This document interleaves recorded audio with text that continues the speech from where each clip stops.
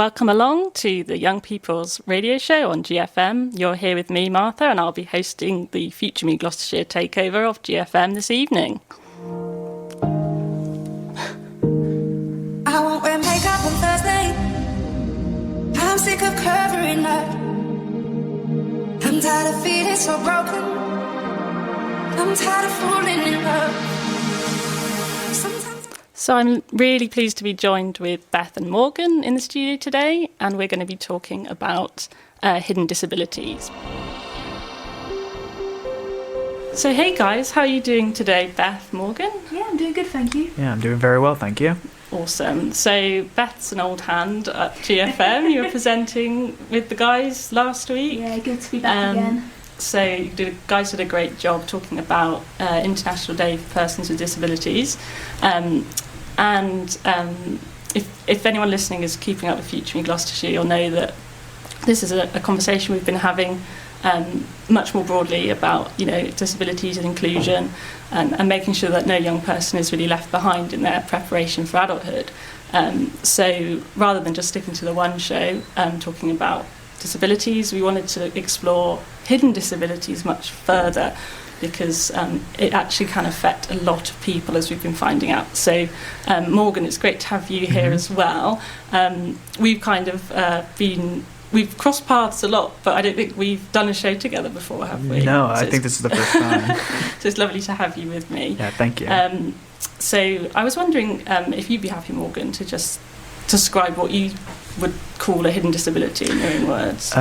Well, a hidden disability is, I guess in the most simplest explanation is that you see a person and they look, in most people's eyes completely normal, but they do have a disability that sort of, may prevent them being able to do a few things that most normal people would be able to do. So that's probably the simplest explanation I can give about that. Sure, yeah, it's things you can't see. It sounds obvious, doesn't it? Beth, how about you? How would you describe it? Definitely agree. I think it's kind of in the name. It's a disability, that's hidden, and as time's gone on, I think we're really trying to kind of break down the narrative that there isn't a look to being disabled. Disabilities don't have a look. You can look like you don't have a disability and still have a disability that affects you just as much as, say, someone who might look disabled. So it's all about, I guess, not kind of judging people kind of right off the bat and kind of being considerate. And remembering that everybody around us experiences the world differently. Exactly. I was looking up on the Sunflower Scheme website, so you might have seen people around wearing a kind of lanyard around their neck, which it's called green with sunflowers on, and that indicates some sort of hidden disability. And on their website it says that globally 1 in 7 people live with a disability, and 80% of those are invisible, which is 1 billion people. So it's a lot of people, and it's so therefore really important to talk about. And if you're listening wondering what some examples might be, they can include sensory loss, a physical disability that isn't obvious, autism, epilepsy, learning disabilities, anxiety, or actually any mental health condition. So they do touch the lives of lots of people. So if you're listening in and you have experience of living with a hidden disability, we would love to hear from you and hear how you find growing up in the county with some additional needs. So you can text us on 60066 and start your message with GFM, or you can email us studio@gloucesterfm.com.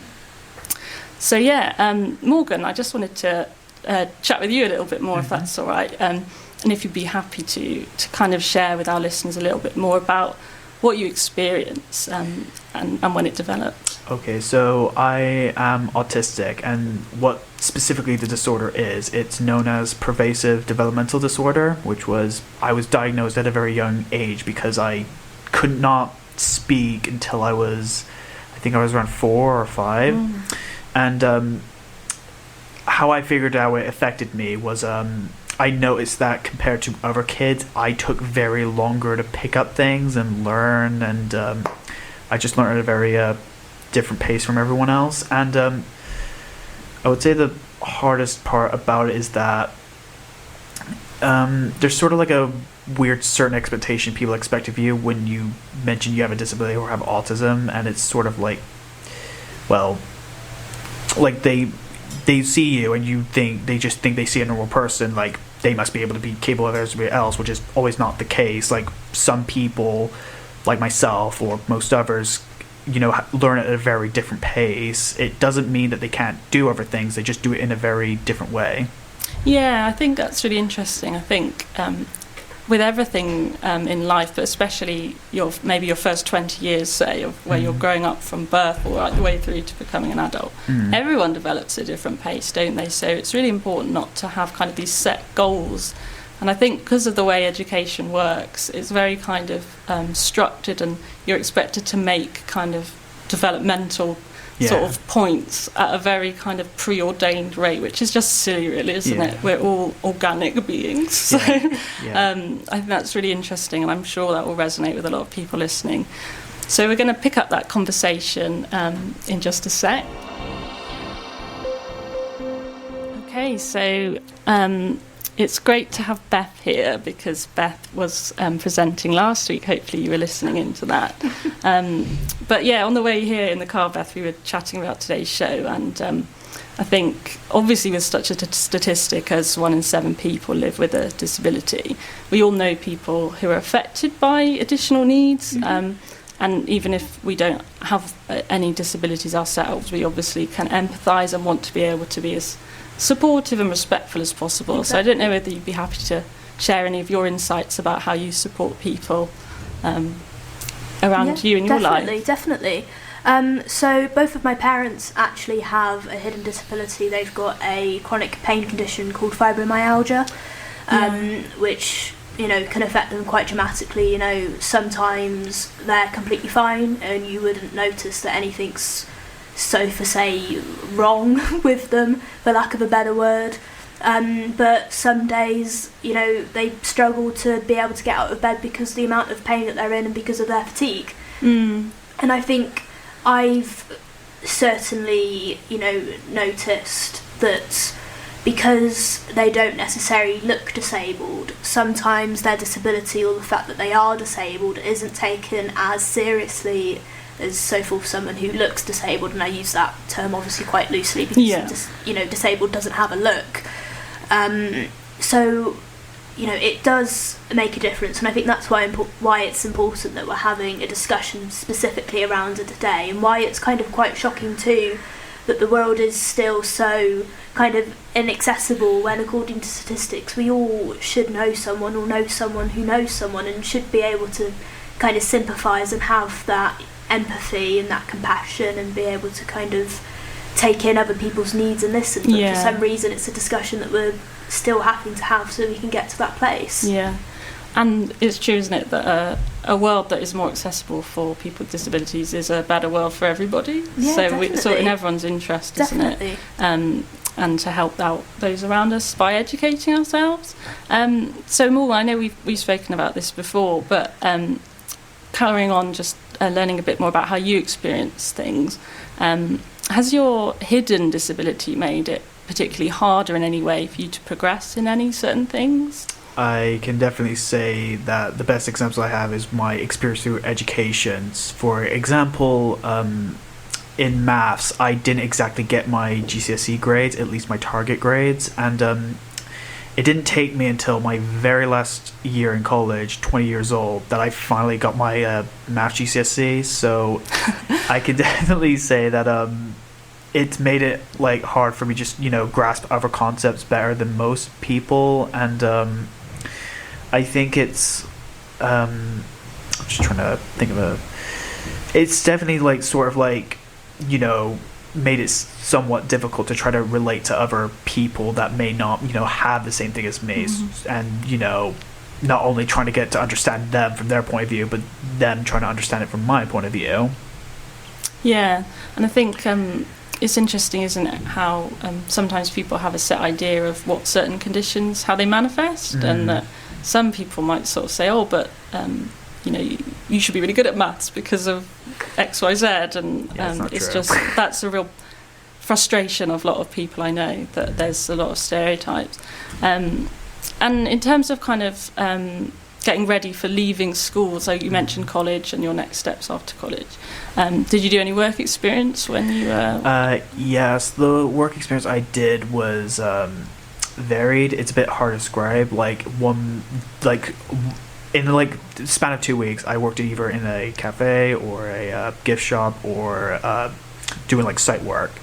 But the one event that stood out during my work experience was in a cafe. Now, I did very well at first on some days. Like, I was able to just, pass them some stuff along that I was meant to do. And there were like some times where I might need to ask something again, repeat it, because sometimes like you say one thing, it'll come out my other ear and I'll either muddle up or completely forget, so I'll have to ask again. But the one day, like at the end of the week, there was like an event going on, and it was quite a haptic event.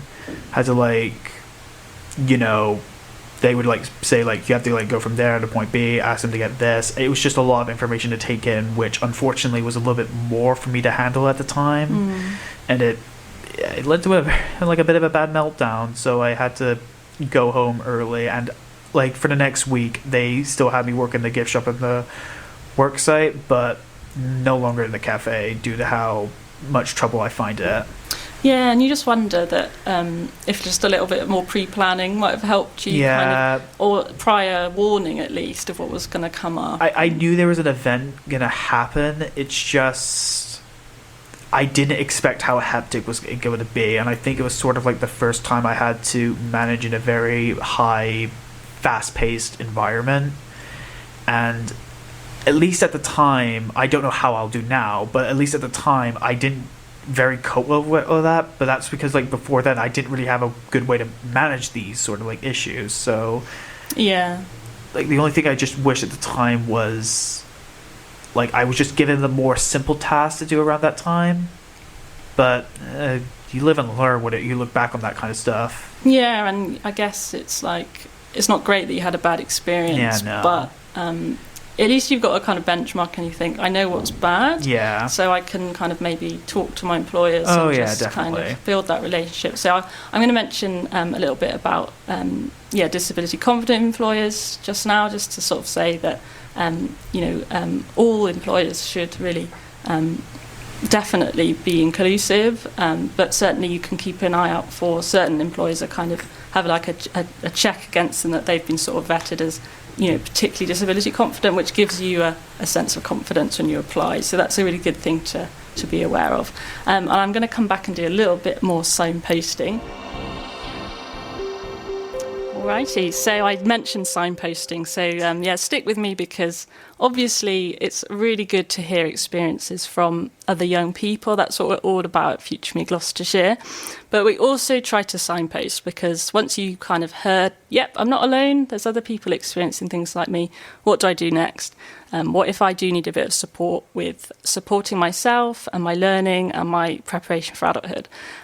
So hearing experiences like Morgan's is great, and I know that some people, when they talk about their experiences, always mention how supportive their family and friends have been, which is lovely to hear. But it's also so important to have some advice and signposting and support that is impartial and additional to your family, because not everybody might have a family that is able to support them or understand or put themselves in your shoes. So if you are looking for confidential, trustworthy and professional support that's also free, and you're under 25 and have an additional need or disability that is hidden or otherwise, you should definitely check out Sendias. So Sendias Gloucestershire can provide information and advice, help you prepare for important meetings, appeals or tribunals with professionals, which is really important, and can also help you understand some kind of technical reports that you might get from health professionals or educational professionals. They can also provide a range of written literature and signpost to other sources of help. And another great thing about Sendias is that you can self-refer. And you can do this by visiting their website, which is www.sendiasgloss, that's SENDIASS gloss.org.uk. Or you can call them on 01452 427566. And they also have on their website a really great page that can signpost you to other local organisations that help young people with a range of additional needs. And those local organisations, well, we will be hoping to help signpost and spotlight more of these in future shows in 2022, hopefully by interviewing staff or volunteers, and to help raise the profile of great things happening in the county to support all young people. Speaking of which, Future Me have previously interviewed staff from the NHS, specifically the Gloucestershire Health and Care NHS Foundation Trust. And we think it's so important for young people to hear from health and care services so that we know what's out there. The other day, our fellow youth rep Hugh met with Suzanne Rollinson, who works as a school nurse specifically for young people with learning disabilities.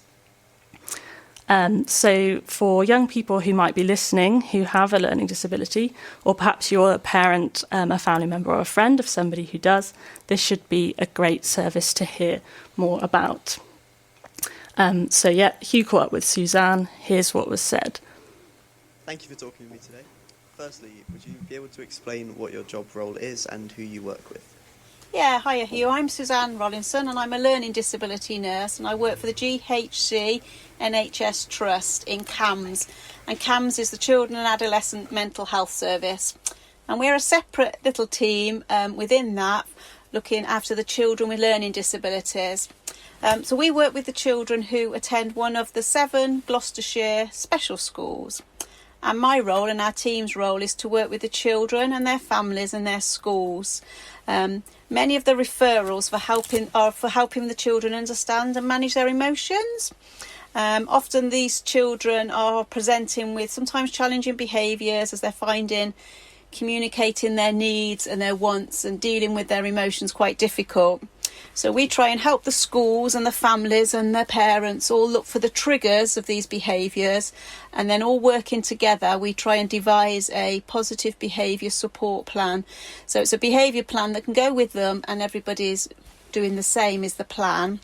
So we get referrals for that kind of work, and also for diagnostic work, for diagnosis of the children, support with their mental health generally, sometimes support with puberty work, helping the young children understand body changes and what happens as you're a teenager.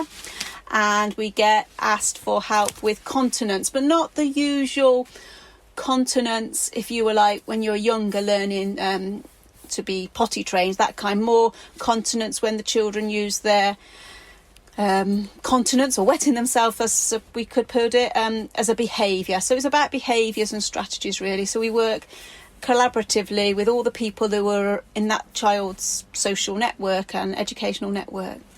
Great, that sounds like a really important role. So how is your work delivered? For example, is it in person, in schools, at home, or in other environments, or in other ways? Like you said, Hugh, it's with all of those. So I'm usually in my car. We travel around quite a bit, even with COVID. I work with the families, so I often go and see the parents or grandparents, whoever's, and the carers, foster parents, whoever's looking after the children at their home. See the children at home. I'd see them at school.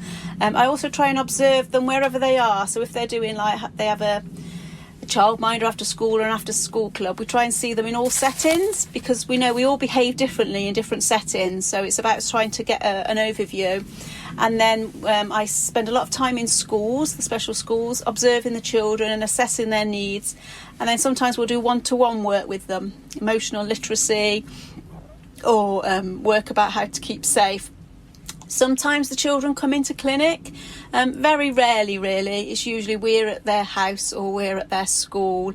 Sometimes I do group work with a few children at school, but it's usually one-to-one work with and often my work's with the family, because it's giving the families the confidence and the support to be able to carry out these things. So we also do some parenting courses with the family, some work with families about keeping themselves safe.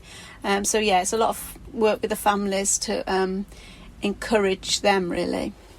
That's really interesting. I think you may have partly already covered this, but when it comes to mental health support for young people with learning disabilities, what about the services that you provide is specific to children who have learning disabilities? Yeah, and I think what we're trying to do is anything you would do with any other young person, we would do the same, but it's very much more simplified. And it's what we need to do first of all is to get to know that child and know what motivates them, what interests them, so that we can use that to work individually with them.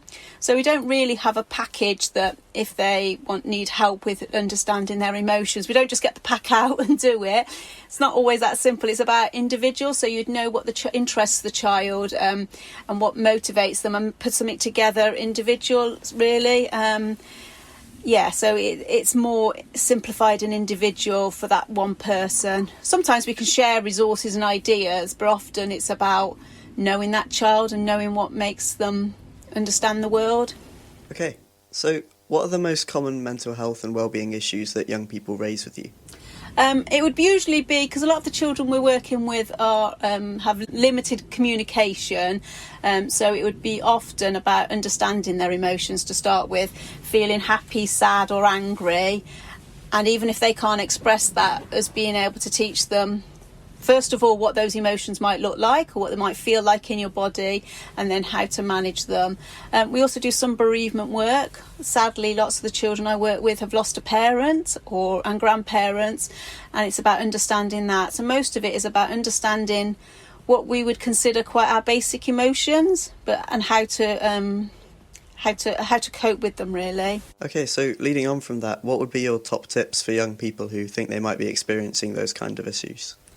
I think the top tips would be to talk to someone, ask for help, don't feel that you're the only person that feels that way, and remember that, life as a young person and teenager is difficult for all of us and has been, but it's about asking for help and making people realise that there are people who want to help you, and there are people that will listen, really. So I think it's ask for help and talk.